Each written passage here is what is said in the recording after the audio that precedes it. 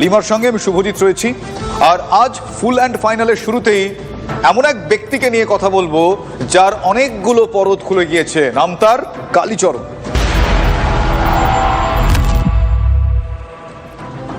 কলকাতা পুরসভার প্রাক্তন আমলা এই কালীচরণের কুকীর্তি ফাঁস করেছেন, পর্দা ফাঁস করেছেন বলা ভালো। অন্যের আলোয় আলোকিত হয়ে নিজেকেই মেয়র ভাবতেন এই কালীচরণ বন্দ্যোপাধ্যায়। ওএসডি কালীচরণ বন্দ্যোপাধ্যায়ের নির্দেশে পুরসভা চলত। অভিযোগের ফাইল মেয়রের কাছে পাঠানোর আগেই তিনি আটকে দিতেন। ভয় বা ব্যক্তিস্বার্থ চরিতার্থ করতে অনেক উঁচু পদের অফিসারও এই কালীচরণ বন্দ্যোপাধ্যায়কে স্যার বলে ডাকতেন। টিভি 9 বাংলায় বিস্ফোরক দাবি নাম প্রকাশে অনিচ্ছুক প্রাক্তন আইএস অফিসারের। শোনাবো প্রথমে। আমার সঙ্গে বসে রয়েছেন কলকাতা পুরসভার একজন প্রাক্তন আমলা। দিনের পর দিন তিনি ফাইল তুলেছেন মেয়রের কাছে পাঠানোর জন্য। সেই ফাইল আটকে দেওয়া হতো। প্রভাব খাটাতেন এই কালীচরণ বন্দ্যোপাধ্যায় নিজের চেয়ারে বসে। আমি সেই যিনি প্রাক্তন আমলা রয়েছেন তার কাছেই চলে যাই। তিনি কি বলছেন তার অভিজ্ঞতা একবার শুনে নিন। আমি বহুদিন বহু সরকারি দপ্তরে কাজ করেছি। এই কাজ করতে গিয়ে যেটা দেখেছি যে একজন ওএসডিকে না বলে কোনো কাজ করা যেত না। সমস্ত ফাইল সমস্ত কিছু সব ওর অঙ্গুলি হেলনে হতো। এবং সবচেয়ে যেটা আশ্চর্যের ব্যাপার যে ওএসডি যে সে কোনো ডব্লিউবিসিএস বা আইএস অফিসার নয়, কিন্তু তার নির্দেশে পুরো পুরসভা চলতো। এবং এটি চালু হয়েছিল 18 সালের ডিসেম্বর থেকে। পরবর্তীকালে সেটি ভয়ঙ্কর রূপ আরও ধারণ করে। কোন ফাইল কি লেখা হবে, তাতে কি তার অ্যাকশন নেওয়া হবে, এ সব কিছু ঠিক করতো কালীচরণ বন্দ্যোপাধ্যায়। ক্যান্টিন রেখেছিল, যেহেতু ওর থ্রু দিয়ে যায়নি। পরবর্তীকালে দেখা গেল যে কোনো ধরনের কর্মী, সে যদি গ্রুপ ডিও হয়, সেটাও ঠিক করে দিত ওএসডি।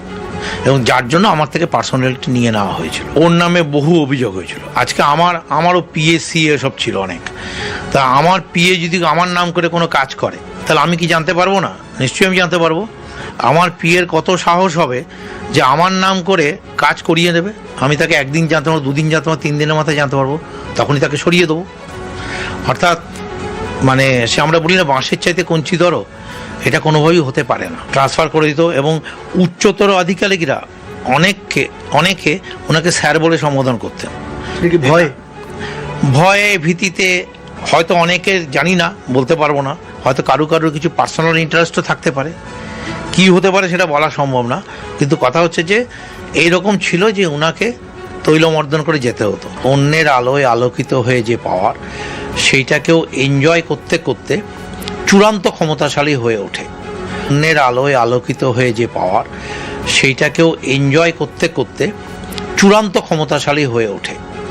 পরবর্তীকালে ওনার উপরে যিনি ছিলেন, যার ওএসডি উনি ছিলেন, তিনিও তার ওপর 100% ডিপেন্ডেন্ট ছিলেন।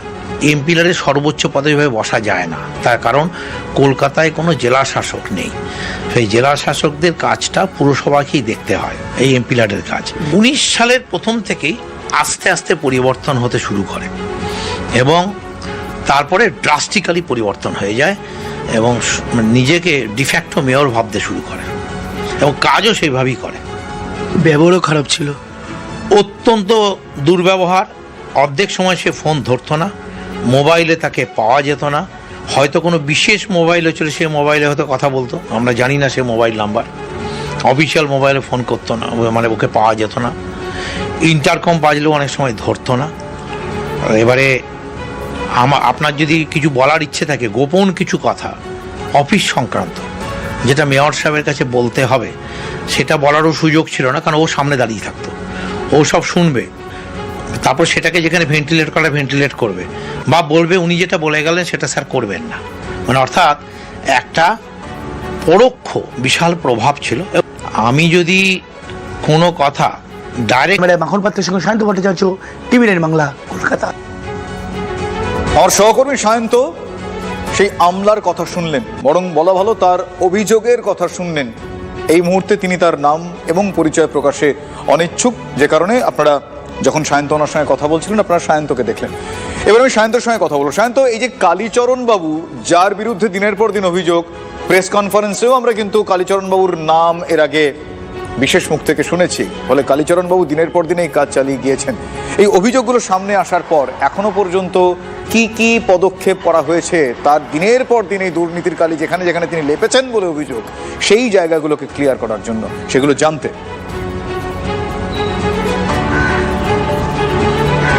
একদমই। দেখো, এতদিন ধরে যে অভিযোগগুলো এসছে কলকাতা পুরসভার মেয়রের ওএসডি, অর্থাৎ বলা চলে ডান হাত, অর্থাৎ বলা চলে ডান হাত, সেই কালীচরণ বন্দ্যোপাধ্যায় সম্পর্কে যা যা অভিযোগ এসছে সেই অভিযোগের কিন্তু কোনো রকম কোনো ব্যবস্থা হতো না। কারণ যখনই অভিযোগ এসছে তখনই কিন্তু তা মেয়রের ঘরে পৌঁছানোর আগেই সেটা কিছুটা কোনো না কোনোভাবে তার নিরুদ্দেশ হয়ে যেত বা ভ্যানিশ হয়ে যেত বলা চলে। কিন্তু এখন যে অভিযোগগুলো আসছে সেই অভিযোগগুলো কিন্তু আরও ভয়ঙ্কর।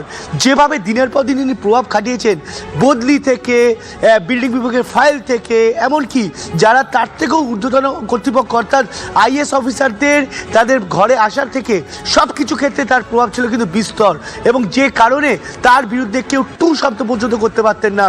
অর্থাৎ এতটাই তিনি প্রভাবশালী ছিলেন।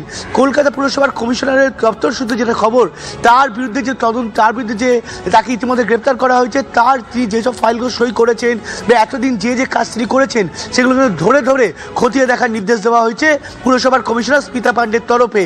তবে তার অধীনে তার একটা বলয় ছিল, সেই বলয়ের মধ্যে কিন্তু তিনি শুধু একা নয়, আরও প্রায় 5-6 জন ছিল। তারা কেউ এখন বিভিন্ন দপ্তরে কর্মরত, কিন্তু তাদের সঙ্গে কিন্তু তার সম্পর্ক অত্যন্ত ঘনিষ্ঠ ছিল।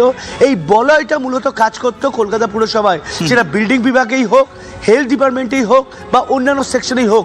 মূলত কলকাতা পুরসভার যে অর্থনৈতিক স্তম্ভ বলে পরিচিত পার্কিং, বিল্ডিং ডিপার্টমেন্ট, সোয়ারেজ এবং একই সঙ্গে অ্যামিউজমেন্ট, এই ধরনের ডিপার্টমেন্টগুলোতেই কিন্তু তার যে বলয়ের বা তার ঘনিষ্ঠ আধিকারিক কর্মীরা কিন্তু থাকতো, এবং সে কিন্তু সেই সব ফাইল সই করে তাদেরকে সেখানেই বদলি করতো, যার জেরে সে সেখান থেকে সুবিধা পেতে পারে। এবং এই অভিযোগ শুধু একবার দুবার না, বারবার পুরসভায় মেয়রের কাছে জমা পড়ার চেষ্টা করেছেন ইউনিয়নের কর্মীরা, বিভিন্ন স্তরের কর্মীরা, কিন্তু সেটা করতে পারেনি। যদি কোনো সময় তিনি জানতে পেরেছেন তাহলে তাকে কিন্তু বদলি করে দেওয়া হয়েছে, কাউকে সিটি থেকে গার্ডেন রিচ, কাউকে গার্ডেন রিচ থেকে নিয়ে। কালীচরণ বন্দ্যোপাধ্যায় গ্রেপ্তার হতেই সেই অভিযোগগুলো নিয়ে কিন্তু, যেটা আমরা এক্ষুনি দেখালাম, একজন প্রাক্তন আমলা, তার ফাইল পর্যন্ত আটকে রাখা হয়েছিল, তিনি কিন্তু বিস্ফোরকভাবে মুখ খুললেন। অর্থাৎ সব মিলিয়ে একাধিক দোষে দুষ্ট এই কালীচরণ বন্দ্যোপাধ্যায়, যাকে ইতিমধ্যে গ্রেপ্তার করা হয়েছে, এবং তিনি যে ফাইল ফিরাদ হাকিমের কাছে তুলে ধরতেন সেই ফাইলে সই হয়ে যেত। অর্থাৎ তা খতিয়ে দেখার প্রয়োজন বোধ করতেন না মেয়র, যে কারণে কালীচরণ বন্দ্যোপাধ্যায়কে ফিরাদ হাকিমের চোখ বলেও অনেকে কটাক্ষ করতেন। স্বাভাবিকভাবে এখন পরিষ্কার হচ্ছে যে কিভাবে তিনি প্রভাব খাটাতেন। শুভজিৎ, একেবারে ধন্যবাদ শান্ত।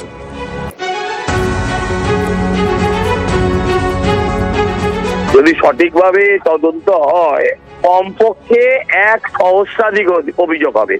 আপনারা কর্পোরেশনের মেয়র হয় শুনেছেন, ডেপুটি মেয়র হয় শুনেছেন, আমি নিশ্চিত ডিফ্যাক্টো মেয়র হয় এটা আপনি শোনেননি। Kalicharan was the de facto mayor. ব্যাপারটা এমন ছিল, উনি ছিলেন ওই মেয়রের প্রধান পুরোহিত, মানে পুরোহিত যদি সন্তুষ্ট হয় তা এমন ছিল, উনি ছিলেন ওই মেয়রের প্রধান পুরোহিত, মানে পুরোহিত যদি সন্তুষ্ট হয় তাহলেই জানবেন দেবতা তুষ্ট হয়ে গেছে, সব কাগজে সই করে দেবে। লোকে বলছে ডান হাত, আমি বলছি ডান হাত বা বাঁ হাত জানি না, কিন্তু কালীর হাত দিয়ে মালটা যেত ওই ববির হাতে, এটা নিশ্চিত। কর্পোরেশনে মেয়রের যত ক্ষমতা, ঠিক ম্যান বিহাইন্ড দ্য মেশিন কালীরও জানবেন অত ক্ষমতা। ববি হাকিম একটা মেশিন ছিল মাত্র, আর অপারেটরের নাম হচ্ছে কালীচরণ ব্যানার্জি। তারাতলার বিপর্যয়, এসটিএফ এর হাতে গ্রেফতার ফিরহাদের প্রাক্তন ওএসডি কালীচরণ বন্দ্যোপাধ্যায়। মুখ্যমন্ত্রীর হুঁশিয়ারির পরই গ্রেফতার। তারাতলা বিপর্যয় নির্মাণের দায়িত্বে থাকা আজগরের সঙ্গে কালীচরণের সরাসরি যোগ ছিল, এমনই তথ্য তদন্তকারীদের হাতে। প্ল্যান অনুমোদনের ক্ষেত্রেও কালীর সরাসরি যোগ মিলেছে বলে দাবি। পুলিশ সূত্রে দাবি, প্ল্যান অনুমোদন করার ক্ষেত্রে কালীচরণের সঙ্গে আজগর ও তার সহযোগীরা যোগাযোগ রাখতেন। বেহরা ব্রাদার্স পোর্টের জমি লিজ নেওয়ার পর আজগরকে নির্মাণের জন্য যোগাযোগ করেন। সূত্রে খবর, প্ল্যান অনুমোদন হয়ে যাবে আশ্বস্ত করেন আজগর। শম্ভুনাথের নির্মাণ নিয়ে আজগর ও কালীর মধ্যে একাধিকবার আলোচনা হয়, তথ্য তদন্তকারীদের হাতে।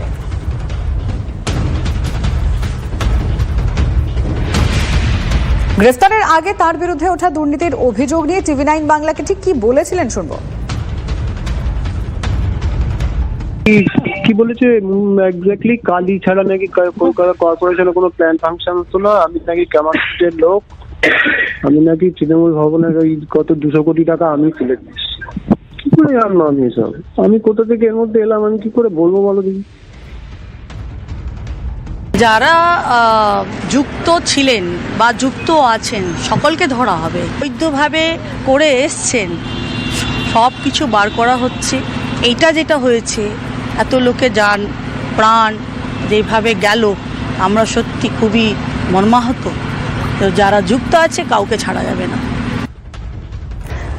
তারাতলা বিপর্যয় নির্মাণের দায়িত্বে থাকা আজগরের সঙ্গে কালীচরণের সরাসরি যোগ ছিল এমনই তথ্য তদন্তকারীদের হাতে।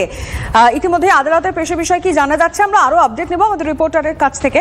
সুশোভন এই মুহূর্তে রয়েছেন। সুশোভন, দেখো, পুলিশ ইতিমধ্যেই আলিপুর আদালতে কালীচরণ ব্যানার্জিকে এনেছে। পুলিশ ইতিমধ্যেই নিজেদের ফুল কাস্টাডি হেফাজতের জন্য কিন্তু আবেদন করেছে। সেই আবেদন মঞ্জুর হলে পুলিশ মনে করছে তদন্তে এগিয়ে নিয়ে যাবে। মূলত এই যে কালী, সে কিন্তু